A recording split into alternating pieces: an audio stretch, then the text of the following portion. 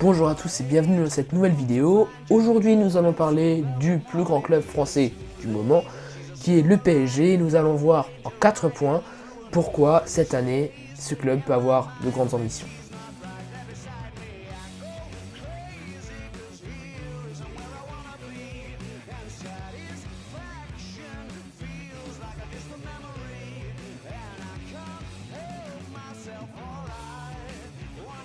Donc voilà, moi je pense que cette année le PSG, soyons clairs, ont des gros moyens. Ils ont beaucoup investi au mercato cette année, en recrutant notamment Icardi, on peut y penser, en recrutant Navas. Est-ce que c'est une bonne idée? Enfin bon, on peut en parler, mais c'est un autre sujet. Je ne sais pas, mais ils ont quand même recruté, en recrutant Idrissa Gueye, en recrutant Herrera, enfin bon, ils se sont renforcés à peu près dans tous les secteurs de jeu, et ça c'est très intéressant, car ils commencent à avoir un effectif qui est bien plus large, bien plus profond qu'avant. Ils ont quand même, par exemple, si on regarde le poste de numéro 9, pour prendre un exemple, bon, ils ont Choupo-Moting, qui en l'occurrence est là, et c'est très bien quand les deux mastodontes qui sont au-dessus sont blessés, et vu que c'est souvent le cas quand même, c'est plutôt bien qu'il soit là. Et puis après, oui, voilà, t'as Cavani et Icardi qui, eux, sont des numéros 9 de classe mondiale qui peuvent très bien jouer dans n'importe quel match de Ligue des Champions. Et c'est pour ça que ça donne vraiment une profondeur d'effectif qui, je pense, est vraiment un bon point pour eux. Ensuite, ils ont quand même, on peut le dire, de l'ambition.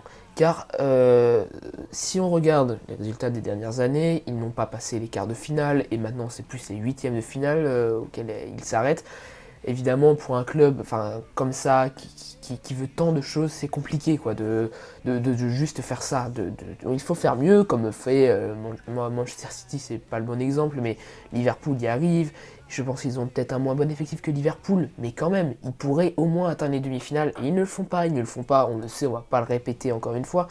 Et maintenant, après surtout leur défaite humiliante contre United l'an dernier, je pense que cette équipe est en train de prendre, cette nouvelle équipe, ce projet Qatari est en train de prendre un peu plus de maturité, avec l'arrivée de Leonardo, mais aussi l'arrivée de Tourelle, qui est un entraîneur de génie tout simplement, et qui, je pense, va aussi prendre en compte ses erreurs passées pour justement essayer de construire sur ses erreurs. Et pour l'instant, je pense que l'année commence vraiment bien pour eux. L'année commence bien car si on prend les deux défaites, si on met à part les deux défaites contre Rennes et contre Reims dans le championnat de France, tout se passe plutôt bien. Même s'ils font des victoires 1-0, tout ça, c'est pas ce qui importe Tourelle. Et c'est pour ça que pour moi c'est un grand entraîneur. Car ce qu'il importe Tourelle, c'est pas le résultat de gagner contre Reims. Tout le monde sait, il n'y a pas besoin, surtout quand on voit un peu les mésaventures de Marseille, de Lyon, de Saint-Etienne, de Monaco. Évidemment que le PSG va être champion de France. Pour moi, il n'y a pas de doute et je pense que personne, on ne peut pas savoir. Il reste encore une trentaine de journées, mais pour moi, ils vont être champions de France, comme pour beaucoup de personnes. Et ce qui importe Tourelle, c'est pas de finir avec plus de 100 points en Ligue 1, c'est pas le but. Son but à lui, c'est déjà d'avoir du beau jeu et de pas juste essayer de gagner le match, de mettre 15 buts alors que le jeu est nul. C'est pas ça son but. Son but, c'est du beau jeu et aussi des résultats, des vrais résultats. Son but à lui, c'est aussi la Ligue des Champions, évidemment, car je pense que, comme pour les Qataris, ça doit aussi un peu l'obséder, surtout avec sa défaite de l'an dernier, et puis que aussi s'il ne gagne pas cette fois, ce sera un peu plus compliqué pour lui, pour son contrat. Et du coup, la Ligue des Champions, évidemment, qui va rythmer leur saison. Et là, ce qui est intéressant de voir, c'est que pour l'instant, ils font quand même un très bon début. En Ligue des Champions, ils ont quand même battu le Real 3-0, tout le monde le sait.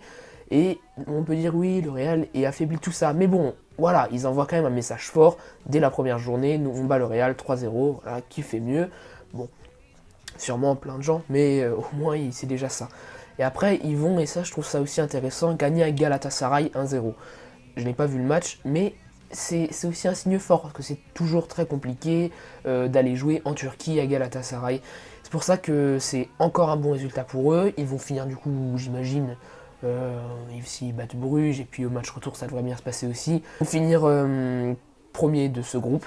et ensuite se qualifier pour les huitièmes de finale, et on verra après comment sera le tirage au sort. Mais tout ça, je pense, va se construire aussi autour d'un groupe, évidemment, un groupe construit, comme on l'a dit auparavant, un groupe plus sérieux, mais aussi autour d'un homme, évidemment, Thomas Tuchel, mais aussi surtout Neymar, je pense. Et je pense que le résultat du PSG peut se faire autour de ce groupe, mais on est obligé d'avoir Neymar dans ses rangs s'ils veulent vraiment faire un très bon résultat en Ligue des Champions.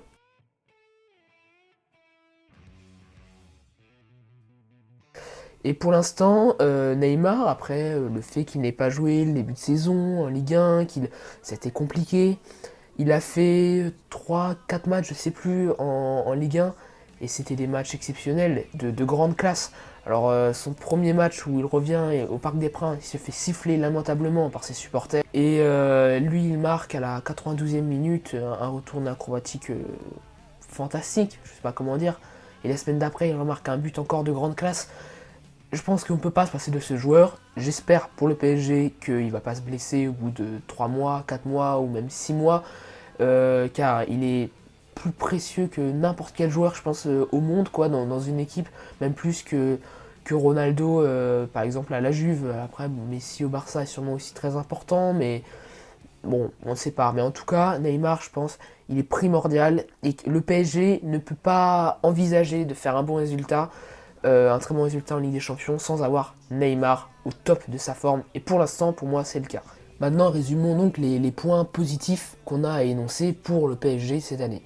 Déjà, un effectif qui a bien plus d'envergure que l'an passé et bien plus de profondeur. De deux, une plus grande expérience sûrement, un plus grand sérieux, une plus grande réflexion et de la direction notamment, nommant Leonardo, mais aussi des joueurs qui eux aussi sont dégoûtés des résultats passés en Ligue des Champions, et aussi évidemment à l'image, tout ça c'est à l'image de leur entraîneur, Thomas Tuchel, qui lui aussi va apprendre de ses erreurs et je pense continuer son périple vraiment très intéressant.